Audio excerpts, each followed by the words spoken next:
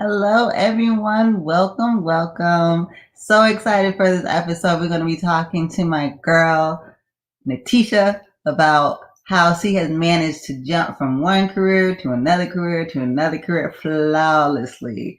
And this is something I really wanted to discuss because so many of us, I feel, question ourselves when, you know, we realize we're not doing what we want to do in life, or we feel like there's something else that we want to pursue but kind of nervous about it. So I was like, this is the perfect person to talk to. So super excited. We're going to be back in a second.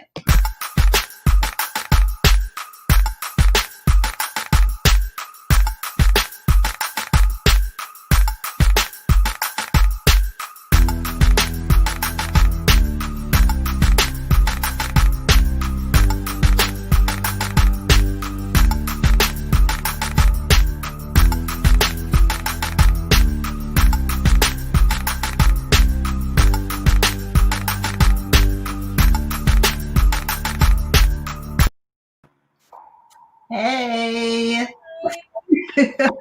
That's my new intro song. Shout out to Larry. He just did my intro for me. Thank you for saying that, because I'm like, okay, visuals. I love it. That is amazing. Because I was using a house song, but YouTube flagged me. They was like, no, copyright. Wow. I was like, okay, well, let me find this here to get my stuff together. Hey, girl. Thank you for having me. I'm so excited. Thank you. I'm excited too. Your name comes up in so many conversations that I have with other people, as far as like people who are wanting to do other things with their life, or they're nervous to like start over with something and things like that. And I'd be like, I know somebody to do it all the time. No problem. True hustler. You know what I'm saying? So the backdrop with me and you is we actually started our careers as flight attendants together, and how I came to meet her was that she was best friends with Julia. You might know Julia, my BFF. She was friends with Julia first, right? But this was during the time when I thought Julia was straight, so I was trying to sleep with her. And so we was like, you need to be my girl. Y'all would get along. Y'all so cool. And I was like, so I thought, she was trying to get with him too. I was like, no, I don't want to be her. Because I'm trying to get with you. But then I think we flew together, and then we just clicked after that. And it was a wrap. And then I found out my best friends were gay, which is usually how my gay best friends people I try to sleep with. But yeah, my sister Danielle is watching. Happy birthday, Danielle. My dear. Hi. So starting off, what were you doing before you were a flight attendant? Right before I was a flight attendant, I was a waitress in the airport. So that was my first airport job. I worked at it was like a fine dining restaurant.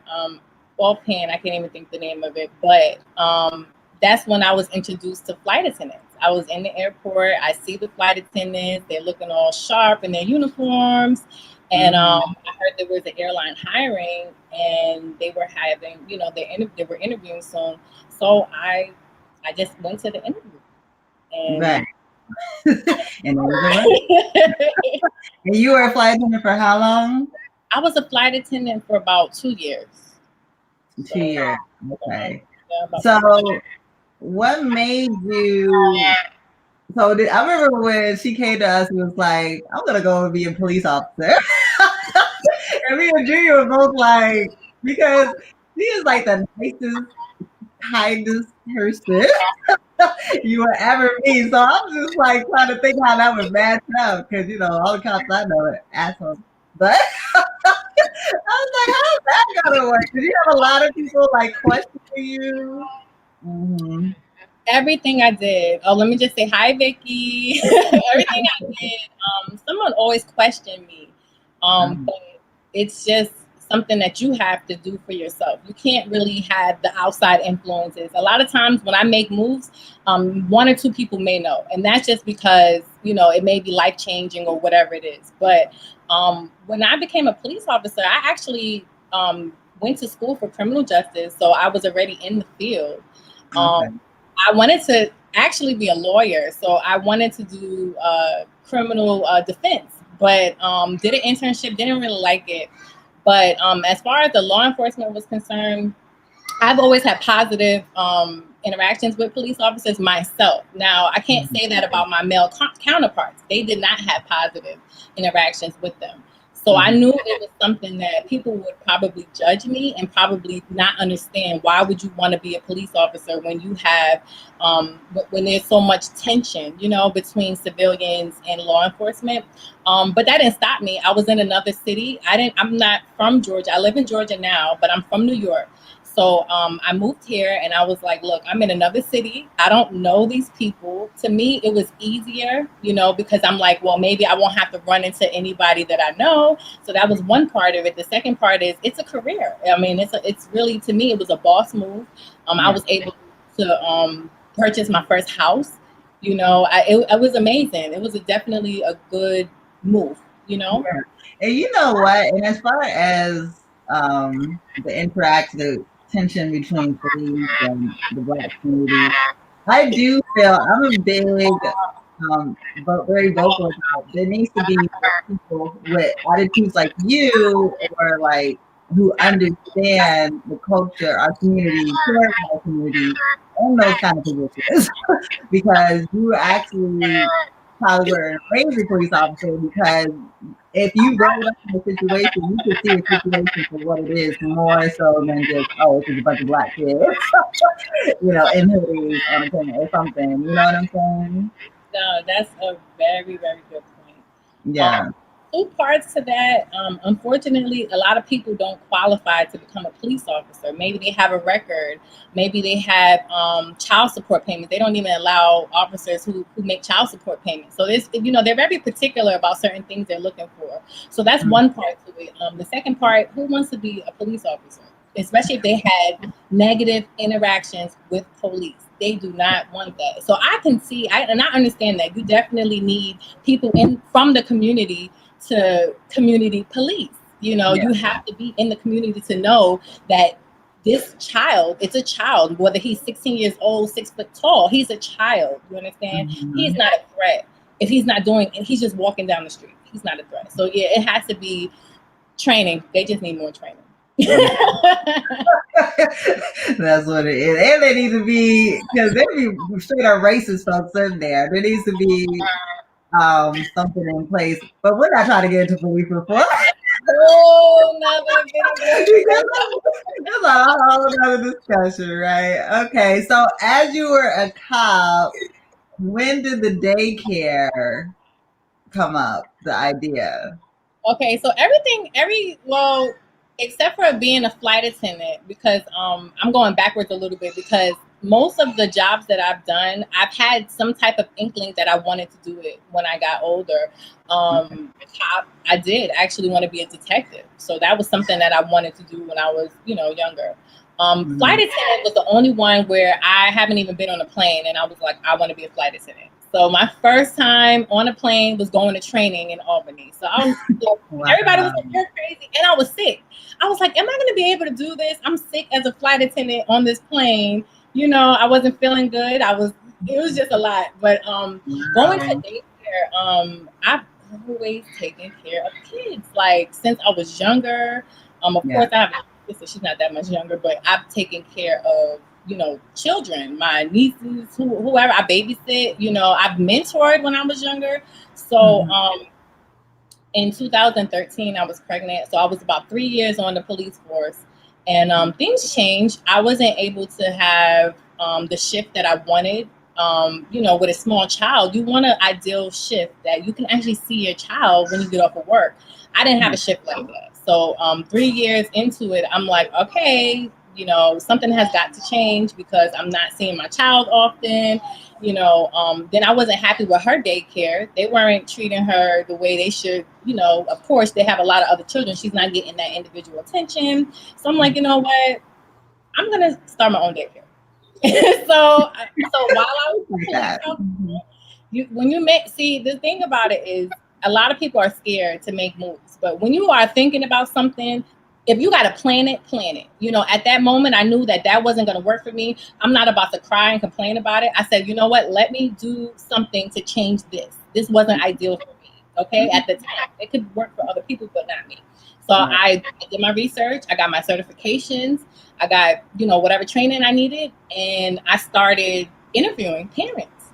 I was like, hey, let's see, if I can get some children while I'm still working. Here, that's the key, because I needed my income. I have a child, so I can't just stop what I'm doing. Now, that's another thing too. Some people think, you have to stop right away, to pursue your dream. No, plan it. Sometimes you might want to plan that. Yes, YOLO, you want to make big moves and take risks, but you might need to plan this. You might have to have some money in the bank. It may not be a great investment. So it's not that you shouldn't do it. Just take your time out to make sure that's what you want to do. I like that you said that, because sometimes I've heard people give other people advice and they're not happy where they are. They're just like, just quit. It goes to the like if you have bills you gotta pay, you got responsibilities. But I always have people come to me with an idea of something. I'm always like, start doing the research now, like be prepared for it. Yeah, I'm happy to say that. So it doesn't just because time. I think a lot of times people see things on social media and they see that jump from one thing to another, but they're not understanding that time that you put to get to that next. Okay, it's a process. So, you may not have, so like I said, if I'm going to be a daycare owner and my background is in criminal justice, that doesn't match daycare. So I had to get some type of training. I had to get certificates. So that's one thing that you have to do. Yes, you can do it. And I would say quit, but quit with a plan. Yes, of course, if this is not your happy place and you want to be happy, yes, you should quit. Not today. Today may not be ideal. Today you don't have enough money in the bank to sustain you, for 2-3 months before you actually could pursue your dream, So it's just one of those things where you have an opportunity. I had an opportunity. I just purchased my house. I had some money in the bank. I had an opportunity to make a big move. And then I also had the cushion, because a lot of times if you leave on good standing with any job, most likely they're willing to take you back. Now, of course, they may be looking at you sideways like, oh, you just quit. Hopefully you didn't do your deuces, like, kiss my, whatever. As long as you didn't do all of that, then maybe they're more willing to work with you. So I knew that I can go back, and I'm like, so to me, it was like a no-brainer. Now, I did have people telling me, don't do it. That's not smart. Why would you do that? Don't you want to retire first? Don't you want to get your pension? Don't you want to? Yes, everything that we need to, survive and we're dependent on, comes from our guaranteed salary, so that was guaranteed. If I go to work, I show up, I'm gonna get my money. You understand? When I go and I go on my own and I'm doing daycare, that's not guaranteed. Something may happen, a kid may not show up, parents may move, so it was a big risk, but I'm a risk taker, so I just jumped into it.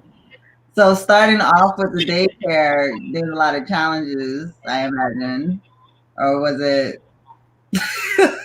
a smooth transition? Yeah, it was a transition. This is the first time that I was actually on my own. So I had to do everything by myself. I had to manage my money. I had to, make sure that the books were clean and whatever I needed to do. So I had to learn all of this. This is my first time, managing my own business. So it was it was definitely some trials and tribulations. I had to learn.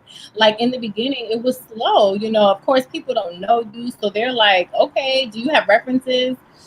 Not much, but my family, so people trusted me with their children. And that to me was grand. It was like a grand gesture for you to say, hey, you know what?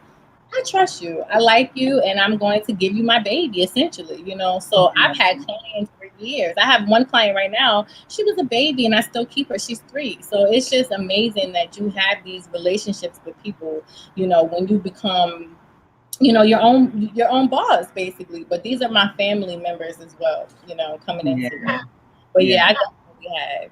So Shakita's on the line. She says, "Hey, dude." Yeah. I'm the one that bounced. You can't fight them with the nurse. Yes, exactly. Look, I'm here from the best. Okay, all right. Everybody in our circle, we're making big moves. They got to. They have to. Yeah. So now, when did the seamstress come into play? Okay, so I've never sewn a day in my life before I decided I wanted to buy a sewing machine, and this was in 2012. So I was pregnant, and I'm like looking at. I guess I was looking on the internet, and I'm seeing all these cute baby clothes, and then I was seeing all these cute dresses, and then I just happened, you know, to see a video with a young lady who was sewing her own clothes. And I thought that was so cool because you could, like, I like to go out. I wanted to sew dresses. I was about to have a baby. I could sew her some cool little dresses. So from then I bought my sewing machine, and the rest is history. So you taught yourself through like YouTube videos? What did you do? So the young lady that I saw, she was on YouTube, right? So her name was Misha. Unfortunately, she had a tragic ending to her life, probably a year after I followed her. So, but she was the inspiration. She had a YouTube channel. She was sewing. She had her kids in the background, you know. So it was like you felt like your family, because it's like, okay, so this lady here, she's sewing her own garments. She has her family, so she can do both. And a lot of times, you know, like people in society think, oh, because you're a mom or whatever, you're limited to some things that you can do. And that's not it. You know, like I literally was breastfeeding with my baby on me while I'm sewing. Like it's no limit to what you can do. Like you just have to find the balance, you know. But yeah, I've learned on YouTube. I've taken some online courses, but I don't have any type of formal training when it comes to design. I don't have any formal training. So everything I learned, what we call it self-taught, because we're teaching ourselves. You know, we're going through we're learning. We just pick up a zipper and say, hey, you know, I'm gonna learn how to, you know, put a zipper in. Yeah, you have a video, but you have to do it yourself. So you are teaching yourself, you know. But it's been a very, very great journey. So have you always been like this, where you like just go in, something pops in your head, you're like, I'm gonna do this, I'm gonna try this. Have you been like that? Well, as far as when I think about something, I just want to do it. Yes, I've always been like that. But when it came to design and fashion, I was never into that. Like I was not a big fashionista. Yes, I like to look cute, but I never really was into fashion like that. Like that wasn't my thing. So when it came to designing clothes, like I love to start from scratch. Like I love to get fabric. I love to cut and sew. So I'm a cut and sew designer. So I don't, you know, purchase items, no shade to anybody, from, you know, somewhere and, you know, resell them. No, I actually cut and sew, and I like that. I actually really, really enjoy that. But yeah. Yeah. But I mean, so like when you were younger, did you have bravery as far as like pursuing goals, or maybe naysayers would be like, oh, why you want to do this, or something like that? Like, were you always like that? Like, I don't care what people think. This is what I want to do. Well, no, that was something that was acquired over time. You pretty much, when you're growing, a lot of people, you know, they're scared to do certain things. But when you realize that it's okay to take chances, then you get more courage. I just want to read something to you right quick because this is my life in a nutshell, because this is me. Okay, so there's a woman named Brene Brown. I don't know. You're probably I like her. okay. I love her. So she has this quote, okay, and it says, "Vulnerability sounds like truth and feels like courage. Truth and courage aren't always comfortable, but they're never weakness.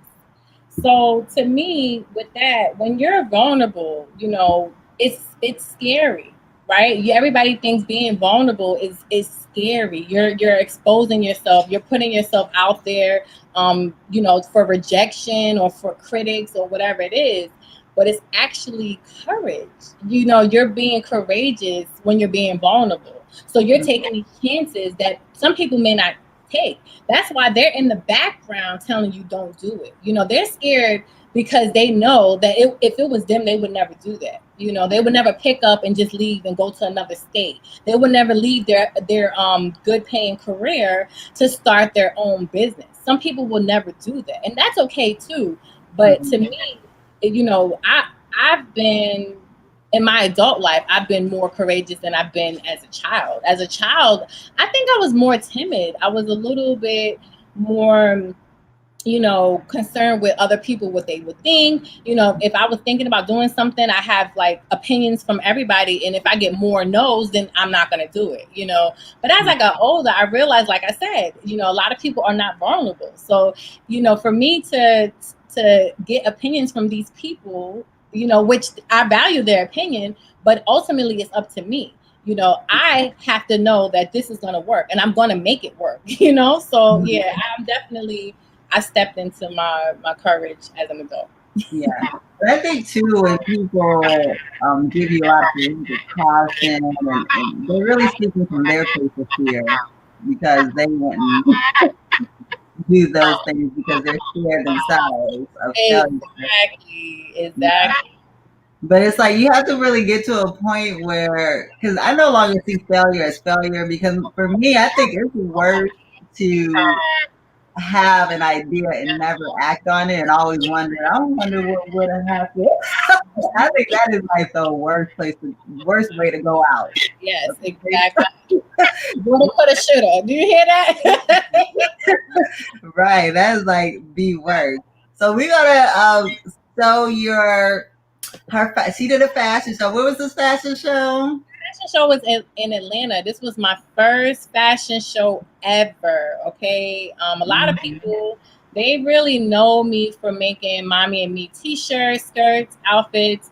But I wanted to show everyone that I can sew anything. Like I literally can sew formal gowns. I can sew beautiful garments. I wasn't limited to it. But it's just things that I just wanted to showcase. And in this fashion show, I did this. I did a high. It was like your model girl. Boy, oh my gosh. The energy was amazing. You hear me? Everybody was very supportive and it looked really good. It was a great setup. I was working with a lot of great people on this project. The ladies that had the event, they reached out to me to be in their show. So I was actually, I was excited that someone recognized me. It was so cool. But yeah, it's like when you get the recognition, even if it's just it's a minor thing to some people, but to me it's like a major win. Like I just love that someone noticed my designs and said, hey, you know what, come to my fashion show. Sure. And I remember when you was getting ready for the fashion show, how many dresses did you have to show like quickly? Listen, okay, I had about a month to pull this together. So I literally made every single thing from scratch. I got the measurements of the models.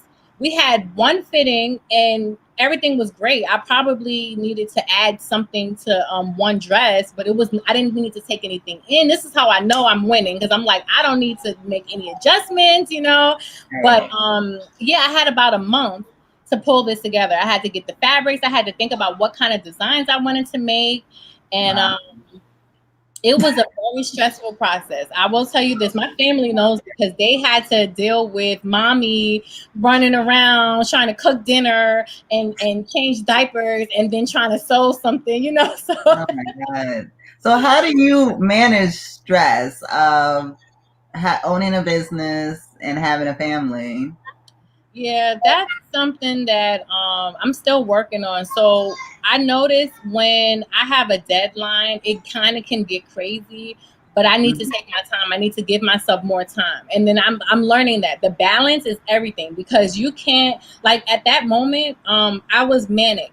And I don't like that feeling, because things may happen that don't go right, like so now Right. I stitch something on backwards because I'm rushing, so Right. I have to Yeah. slow down. So usually when it's a stressful high time, I have a deadline. I slow down. I write Mhm. down what I need to do. This is now. I'm just now doing this. I wasn't doing this, a couple months ago, but I write Yeah. down what I need to do. I make a realistic deadline for myself, because that's the one thing. We can make deadlines, but if they're not realistic, you may have family coming into town. You may have, an appointment this day. You have to be realistic with your timeline. So yeah, that's what I do now. And then of course I have help. My hubby, he's great. Like, he helps me with the kids. If I have a deadline that I'm like, look, I know you got to work, but can we just give me a couple hours so I can get this done? I have a good support system, so that definitely That's helps. very important. And your hubby, he does what's it called? When they cut up wood. What's it called? He makes stuff out of wood. What's it called? Worker. That's the Because term. he's a DJ, but he also makes like shelves and bookcase, like tables, all that. Everything. So Hey, this girl in the purple right here, honey.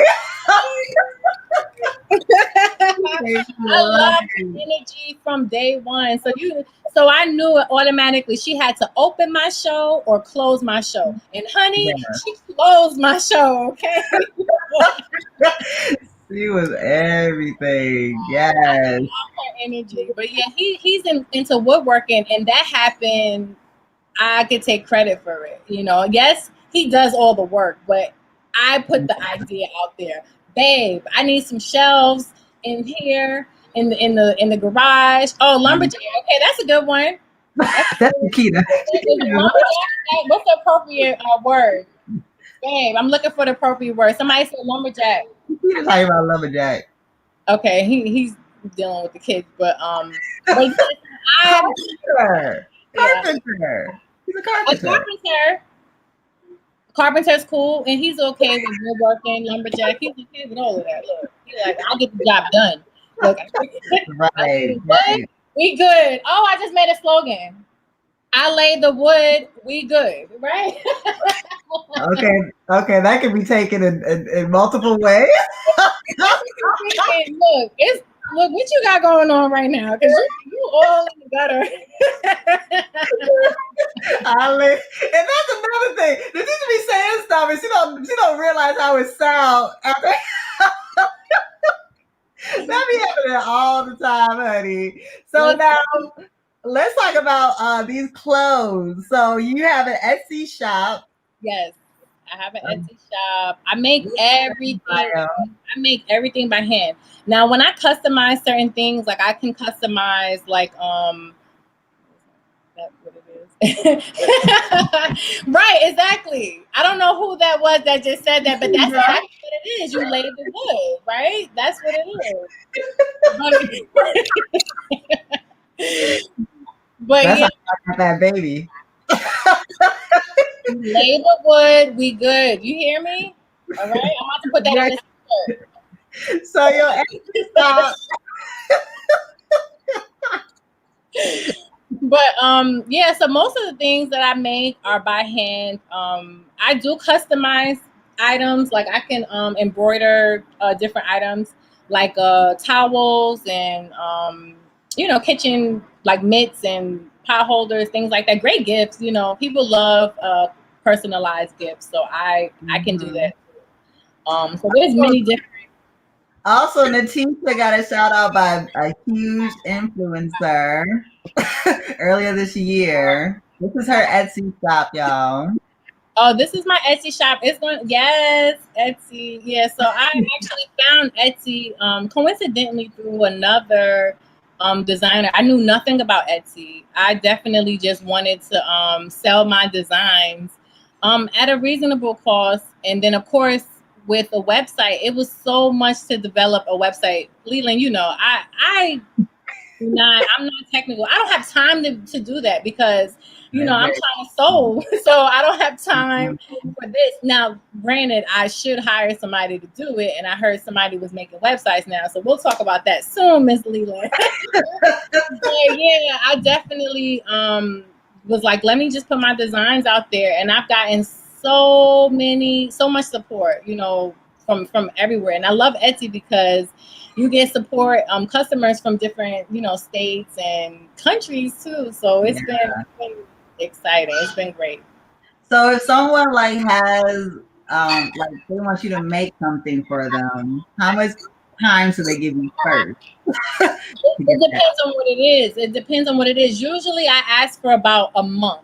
I ask for a month, unless I already have something. So if you're reaching out to me about something that I posted and I already have the fabric, then that's different. I don't have to source the fabric. That's one thing that takes time because when you're sourcing fabric, it may not be here tomorrow. You know, it may not be available for another week or two. So that's where the time, you know, now time is ticking. And then of course I have to cut out the fabric. I have to cut out the patterns, and it's so I need about, for an event, if it's a great huge event like a wedding or something, I need months ahead. But if it's like something like a party, something a simple design, I just need about a month. You know, if I could get the fabric and if I could get that in quick, then yeah, we can do it. Yeah, Natisa did that for you for Carnival Trinidad. That was like fun for you. Like she's like, I saw something online, but it was expensive, honey, and it was like a little bit of clothes. I was like, I ain't paid all that money. That's another thing. So that's the struggle that I'm having right now. So my time is valuable, like anybody else's time. Most of the time, it takes me longer to just cut out, you know, a design. So I have to factor in all of the, you know, these minutes, these hours. And then of course, fabric is not free. People think, oh, well, the fabric probably only costs $10. No, fabric is not cheap. Fabric is not cheap. So of course, I can't sell something, you know, if I pay $25 to $30 a yard, that's just 1 yard. So if I need 2 or 3 yards, you know, think about it. That's already $60 for 2 yards of fabric, right? $60. And you want a dress that may be simple. It may take me 2 hours or something like that. But think about it. Fashion Nova may sell a dress similar for like $30.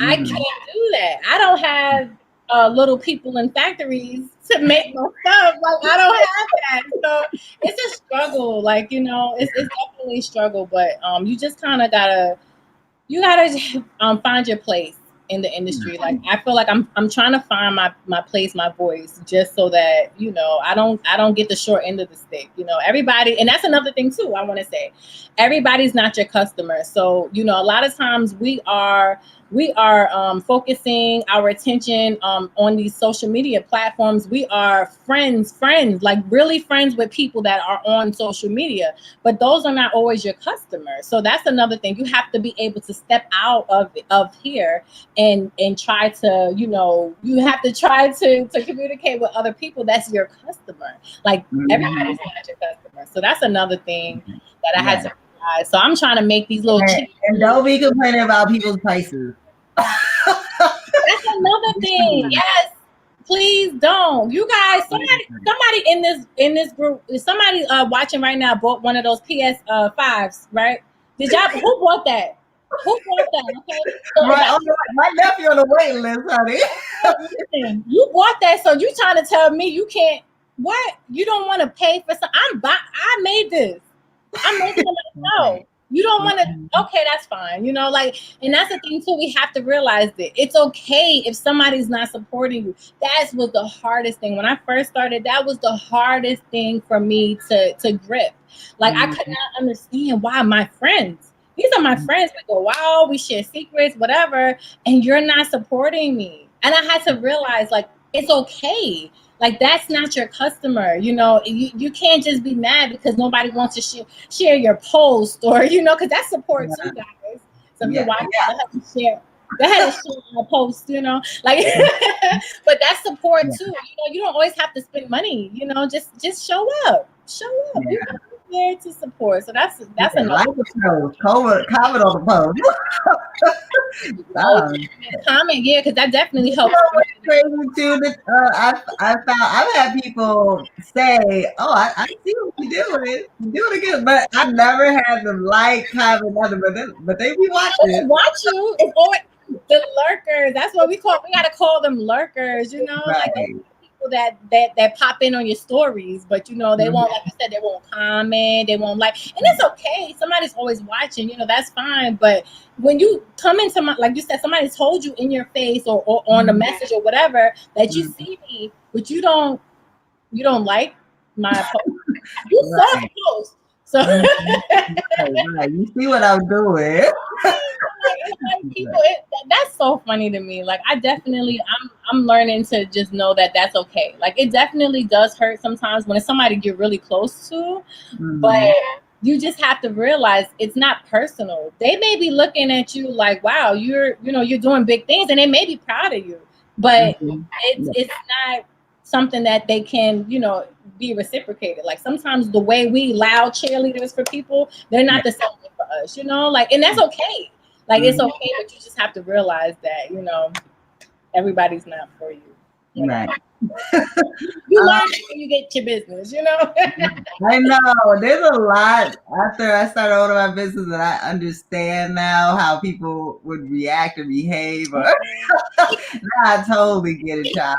Especially when it comes to when I first started, I don't know if you was like this. I used to be very like shy and nervous about my price. Like, oh, can you do this? Or whatever. It was like, you was doing them a favor. You know what I'm saying? And then as you put it in the energy and the time, then you realize, what you're worth. And then that your shit is worth. Like, your shit ain't crap. You got good quality stuff. You have good quality fabric. You know what I'm saying? So you're selling more than just a garment. You're selling the experience. You're selling the vibe, the energy, like all that. Now, do you do payment plans though? Are you gonna be doing payment? Okay, so unfortunately, Etsy has a payment plan, but it's only available in countries like Russia. So they don't. I'm pretty sure they're gonna incorporate that soon because they see, like most people, like you will buy something if you had options to put it like on layaway or payment plan, right. And I know. So this is why having a website of your own is important, because you can put these tools in there to help you with that. Because I've had people ask me, and I've done it before. So if you come to me personally, you're not trying to go on Etsy, because remember, that's a third party. No shade to Etsy. Thank you for your help. But, you could hit me up. I have ways that we can make payments safe and everything. So we don't have to do that. But, right. I love it. In case they watch it. So with that, hit me up, like send me a message. Oh, I saw this dress, I really, really love it. You got to put a down payment. Like you have to put a down payment, especially if it's a sale, because you want to catch that sale, you want to get that sale price. So we make a payment plan and we can go from there. So you can reach out to me. You could look on Etsy to see what I got, and then y'all could come back. Yeah. Well, let's see about that. Black Friday is coming up, honey. So what sale are you gonna be having? I am working so hard to get this stuff out so I can show y'all what I got coming new. I got some new items coming, some favorite items that I have already in stock that will be on sale. So I'm gonna have a sale, guys. So if you're watching and you're interested in any of my designs, it could be something custom for you, and I'm still having a discount for you. So it's going to be 20% off for everything. It might be a little higher, depending on what the items are. So I definitely am going to be having a sale. Are you participating in Black Friday? Oh yeah, that's what I'm doing. I would get myself together too, ready for it too, honey. I'm trying to, but for me, it's still the marketing part. That's what I'm stressing about. It's a lot. Have you getting your stuff the marketing is hard for you too? It's hard. Marketing is hard because I don't have a team. I'm doing everything by myself. So I have to stop what I'm doing, right? I have to get on and I have to try to either I have paid for ads one time, which I think I'm gonna start doing that now. But yeah, so like when you're trying to market to different, customers and things like that on different platforms too, because you don't want to just put all your eggs on Facebook or you want to get on Google. Like, are you on Google? Get you on Google. Like you got money. Google calls money though. Yeah, but you can still get set up your business account. It's free, and the money comes in. What's here? That's just popped up on my screen. Do you know who this is? Yes, hi everybody. Mimi, Diamond, Nisa, Cece. Hi guys. Those are my people. Hi guys. Are they watching the show? Molly just typed a whole bunch of names. Like I'm just like, okay. Oh, is it one person that typed all the names? Yeah, Molly typed all the names. He wants me to see. I think he wants me to see who's on there. Okay. Thank you, babe. Marlon is happy. That's happy right there. And there's more there. I hope you guys watched the whole video. I hope y'all didn't just tune in. But hi, guys. Yeah, video like that. Oh yeah, fun little tidbit. I actually introduced Marlon and Natisa.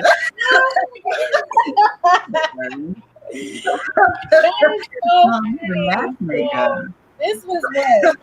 And I was calling because when she told me, when you told me y'all was dating, I was like, damn, I just took you to go see him DJ. Like, I ain't know he's gonna try to put stuff on you like that. I left with a baby. That's it. That's what happened. So I went to go hear some music and left with a baby. But the music was good. Like music. Let me tell you something about music. Like.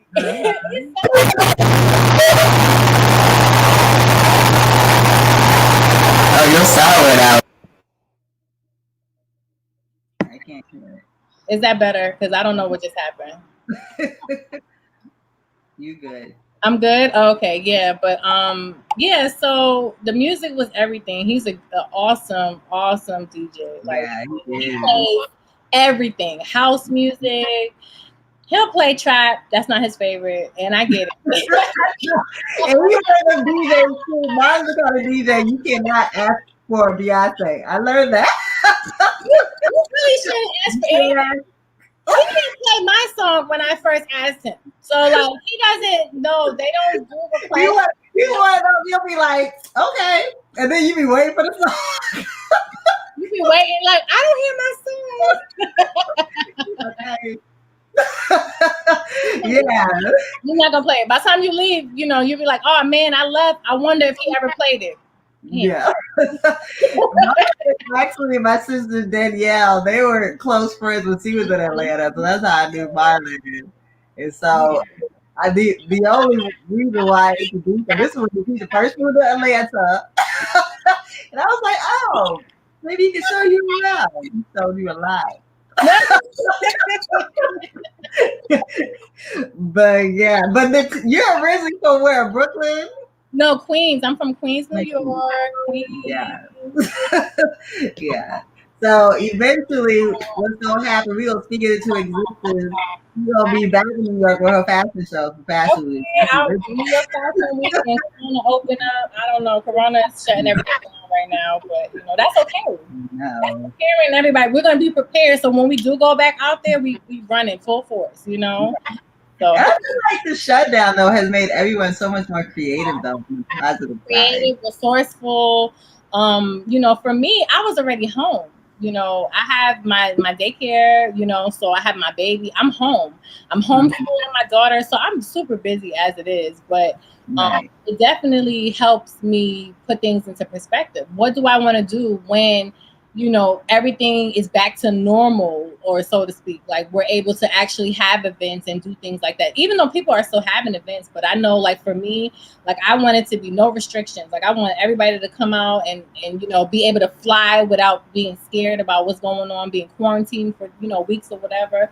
So I'm excited for everything that's to come, because this is just the tip of the iceberg, guys. Like I really have a lot of great plans for this brand, you know. So I'm And let excited. me tell you too, what I like about you is that you're very able to quickly shift, or because I remember when the mask started happening, you got on that early.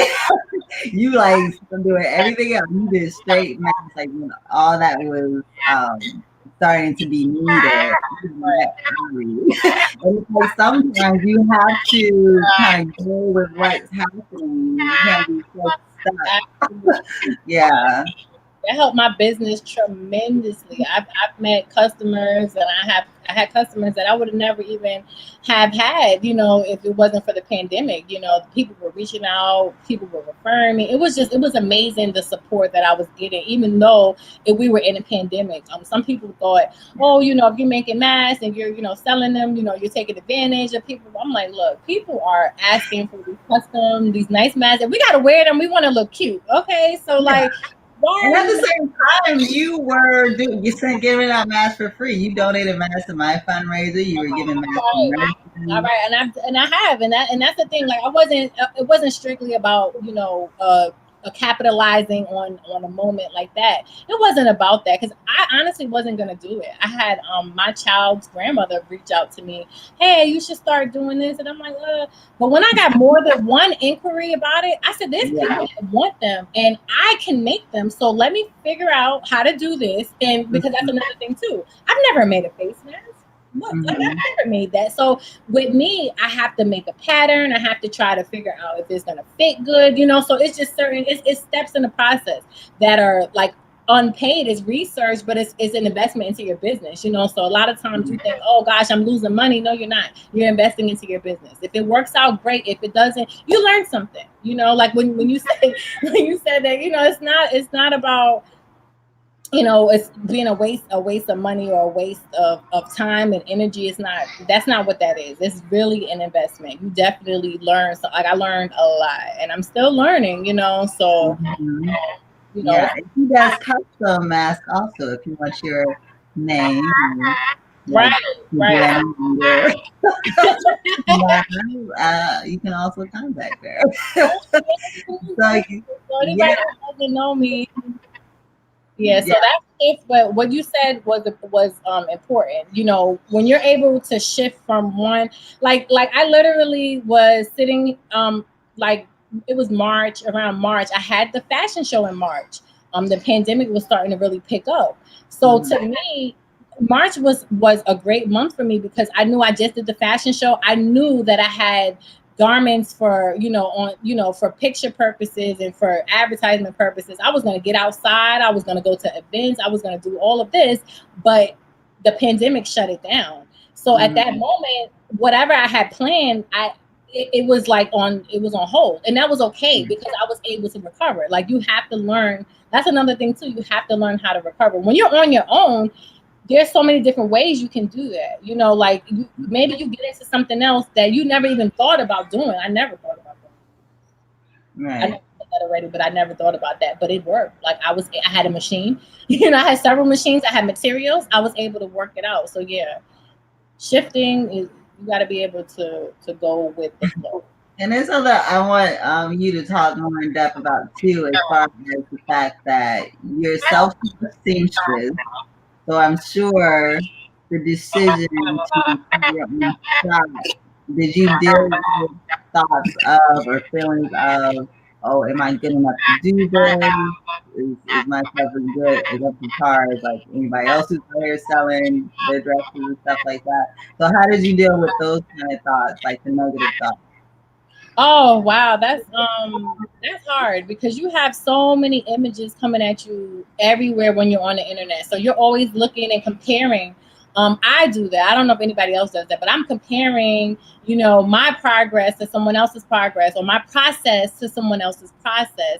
Oh, when I create, you know, my garments, it may take me, I don't know, 4 hours, 4 or 5 hours or whatever. It may have taken someone else, a more professional, about an hour. So I'm like, oh man, you know, it's taking me too long. I must be doing something wrong. No, I'm very particular about what I do. Very particular. I think Nisa's on here. So Nisa, I made a gown for her, and I was very particular with everything because everybody's measurements is different. So I have to take your measurements and I have to make you fit into this garment. So I have to cut out the fabric and contour and everything just to get it to fit. So it's one of those things where you just have to trust yourself, and that's hard because you may not have support is everything. I'm not talking about somebody giving you finances. I'm not talking about somebody buying from your business. No, I'm talking about somebody who's feeding into you positivity, being supportive. You got this. Don't second guess yourself. This is awesome. This is amazing. And it's like you need that because that definitely helps boost, whatever doubt you had, that helped boost, my it definitely help with that because I definitely had times where I'm like, oh, should I even post this? Like should I even do that? Because you are thinking about what other people think about you. You are conscious of that. Are they gonna like it? Is it gonna sell? You want the whole purpose of having your business is to reach audiences, yes, but you're also trying to market and sell. So it's not just I'm just putting this out there just for you to look at and say it's pretty. No, I want you to like it enough to say, you know what? The next time I have an event, I'm gonna call you. That's what the hope is with my business. So I still have, that now. And I'm like, well, should I put this out? I know more people like this. And I gotta stop. This is one thing that I learned. Stop thinking about what other people are doing with their business and whatever their choices they make, because that's going to discourage you. First, it takes time out of something that you could have been doing productive. You could have been doing something for your business, but you're worried about what somebody else is doing. Don't do that. Don't do that. Don't compare yourself.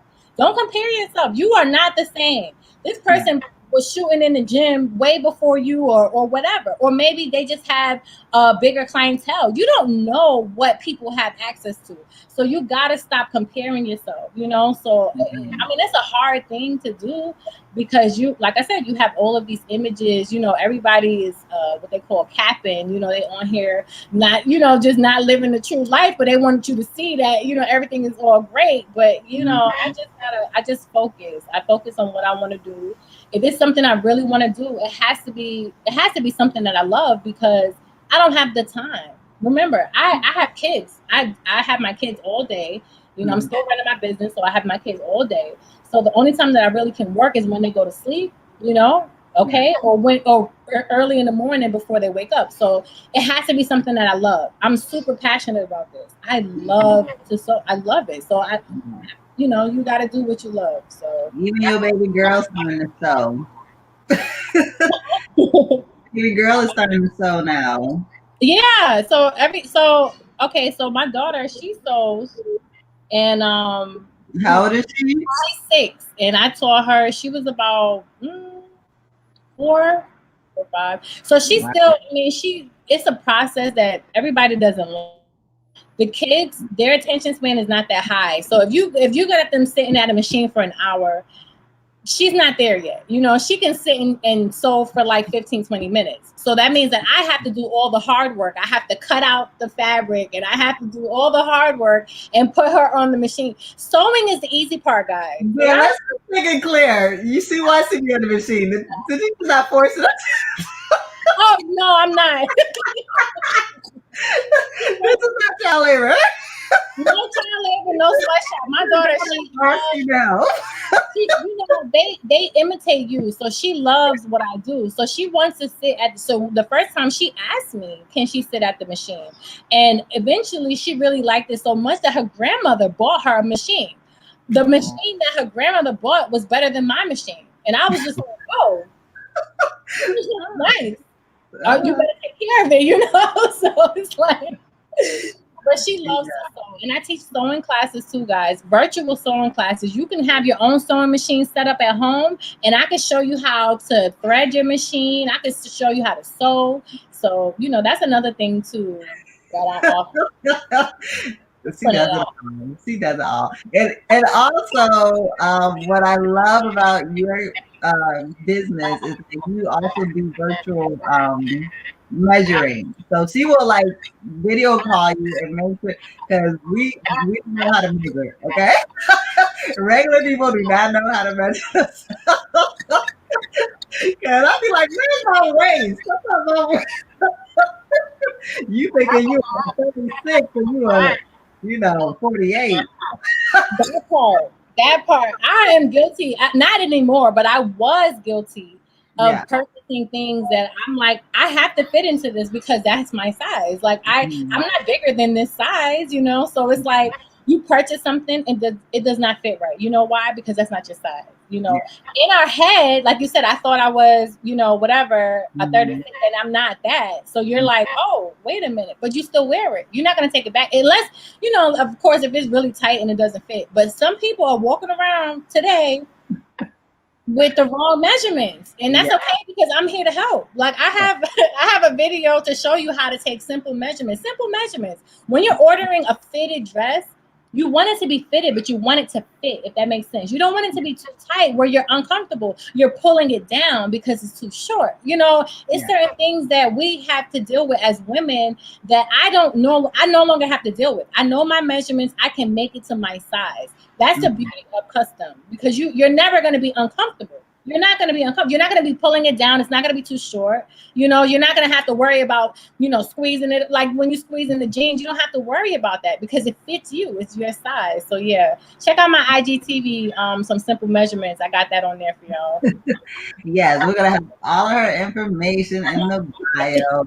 So before we go out, I'm just curious, with everything you have going on, how do you make time for yourself? This is your self-care. Ooh. Do you make time for yourself? I'm not gonna lie. I don't have much time for myself. I don't. And not against anybody, because Marlon is great with offering me time to myself. But when I get time to myself, I'm working. So that's my fault. I know it's my fault because I have the time. I asked him, I need the time. I'm getting stressed out, and he gives me the time, but I want to work. And that's another thing when you're an entrepreneur and you're doing things on your own, you don't know how to turn it off. Like my phone is on all day. I'm sending messages to customers after business hours. That's not the way it's supposed to be. You guys can't call up your favorite brands at 1:00 in the morning. You know what I mean? Y'all can't do that. So we give people access to us even when they don't need it. So we have to really take the time out for I'm really gonna work on that. I need to take that time for myself. Thank you for saying that, because now it's like I have to do it. I'm guilty. I don't do it. I promise you. I'm getting better. Because you don't want to get burned out. You know what I'm saying? Because I know that happened. It's actually happening right now. I actually took a nap right before this live because I haven't barely got any sleep. Because like you said, when you're not working, you're thinking about the business and you're stressing and all this other kind of stuff. So, but we got to lead by example. So I just said, start practicing now. At least start doing it now, Shakita. Just take time for yourself. You know what? I know, like I said, I can admit that. Like I know when I'm doing something that's probably too hard on my body, or I'm just stressed out because I'm. So that's the thing too. When you're working for yourself, you're always thinking about how to make the money come in. You're thinking about your next client or your next customer. You're always thinking about that because it's not a guaranteed 9 to 5. At any moment, my customers can say, I don't want to buy anything from you, and then now it's like, oh, okay, so now what do? Do I go back to my 9 to 5? So it's just you're always working on marketing, new ways to market, new ways to reach potential customers, so it's very stressful, but you do have to take the time out. So guys, if you are thinking about being a boss and an entrepreneur, just remember you do have to take these time out for yourself, and 9 to 5. That's why businesses close at a certain time. You don't call me after 8:00 at night or whatever. Like don't allow people to do that. Like treat it as a business. So yeah. That's word advice to myself too. And I'm gonna check up with you. Be like, what you do for self care this month? You better get yourself here. You teaching me a lot too. I wanted to say that even when it comes to manifestation and things like that, because it's important. Yes, to have a plan and what you want, but put it in motion. Just be intentional with your actions, with your words. Like that's important. And of course, it is positive. It's stuff that you need reinforcement. So, yeah, that's you have to have office, right? Exactly, Condra. Yeah, your sister. Like you have to have office hours. You have to set them. Like, guys, 1 o'clock in the morning, I may be up, but I shouldn't be having this conversation because now you're stopping me from what I'm doing, So you got to think about it like that. But that's another thing. But anyway, back to you. I love what you're doing. I love this platform. I love everything about it. And I hope that more people are tuning in and follow you and follow your journey. Like it's amazing to see where I know we're talking about me, but I just want to talk about you. It's amazing to see your journey. Like I'm really proud of you. Like I've seen it at the bottom. When you talk about stepping stones, I wasn't there at the very beginning, but I was there. So I see the changes and you were at the very beginning. Kind of where I realized you were doing it before I met you, girl. You've been on N-Dowd. Okay, you've been this girl. Let me say, before I was even thinking about being a boss, because that's one thing you don't know. I was 21 when I was a flight attendant. I met you really young. I was very young, So I'm not thinking about my future, like what I'm doing in 20 years. Yes, I know. There are moves that I want to make, but I don't really know, But anyway, she was doing this before it was cool. So everybody want to be a boss now. She been doing this. I just want to say. we were really nice on the phone together, questioning ourselves and being each other's therapy. Like, no, you got this. Tanner has a tip. Set up a spa area in your home for you to reach. Ooh, that's a good idea. So good. Children occupy every room in this house. Even my sewing room, they occupy every But thank you. I really am. Listen to me. I promise you, I will take an hour or two out of my day and just. And you know what you probably need too, because since you work with your hands a lot, some kind of massager or something, honey. Marlon, did you hear that? I need some massagers and some people help me with stress. Get one of them vibrating chairs. Rejuvenate your body. Like, yeah, that's good to have, because a small fountain. I have a foot spa, so like I have one of those. I don't use it. I don't pamper myself, guys. I know it's bad, but yeah, I need to pamper myself and just. Candace say, "Call me, let's talk." She has a fountain in her office. Oh yeah, that sounds probably relaxing. Shakira, she has a water fountain in her office with. Okay. Yeah. Y'all giving me some good tips. Thank you. Look, sis. Y'all all helping me right now. Like, thank you so much. I definitely. We're gonna be looking out for you, girl. Thank you so much for doing this. We've been trying to get this happening for a while, but we were working with your schedule. So yeah, but thank you for doing this, and don't forget, you guys, make sure you guys follow her So Fluent on Instagram so you can catch those deals. Are you also doing Cyber Monday? Or you just doing Black Friday? I'm doing everything. Yeah. All right, I'm doing Cyber Monday. I'm doing Small Business Saturday. Okay. Oh, I didn't even know about this. Okay. Yeah, so make sure her stuff is incredible. We'll post her Etsy shop in the link in the bio. So thank you, girl. Thank you for having me. Thank you. Continue doing what you're doing. You're doing amazing. I love it. I love it. Love it. Love it. All right, guys. Bye.